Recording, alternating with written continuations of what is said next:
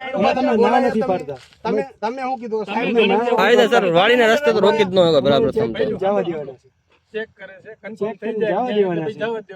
એમને કોઈ ના નથી. વાડી જવા તમારો ઈરાદો જેવો છે ગામ ભેગું કરીને પરિસર કરશો. બરાબર સવારના તમે આવ્યા ઘર્ષણ કરવા વાળા હોય આવ્યા તો 2 મિનિટમાં તમને શું મળે? 2 મિનિટમાં 15 મિનિટ થઈ જાય એટલે તમે લાભ કરો છો, શાંતિ રાખો તો તમે વાડી જાવ તો કે ના નથી જવા દેવા. તમે મારી વાત સાંભળો. તમે પેલા સીધી ના જ પાડી દીધી સાહેબ. એમ કહેવાય કે હું વાત કરી લો એમ. તમે સીધી જ ના પાડી નથી જવાનું. તમે વાત જ એવી રીતે કરો તો પછી કેવી રીતે પ્રત્યુત્તર? તમે સીધી જ ના પાડી દીધી પેલા. તમારું પ્રત્યુત્તર એવું જ મળે કે ભાઈ તમે આખો ખેતર તમે આમ કરો એવી રીતે જ વાત કરો.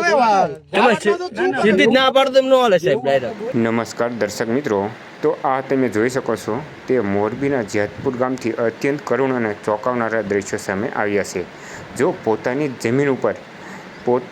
જમીન ઉપર ખેડૂતોને જવામાં રોકે છે અને આ પોલીસની છે તાનાશાહી. તો દર્શક મિત્રો, આ તાનાશાહીથી અત્યારે હાલમાં જે જેતપુર ગામના ખેડૂતો છે તે કંટાળી ગયા છે અને જે આ વીજ લાઈન નાખવાની જે પ્રોસેસ છે તેનો પણ વિરોધ કરી રહ્યા છે. તો આના મંતવ્ય તમારું શું કહેવું છે દર્શક મિત્રો, વિડીયોમાં કમેન્ટ કરીને અવશ્ય જણાવજો.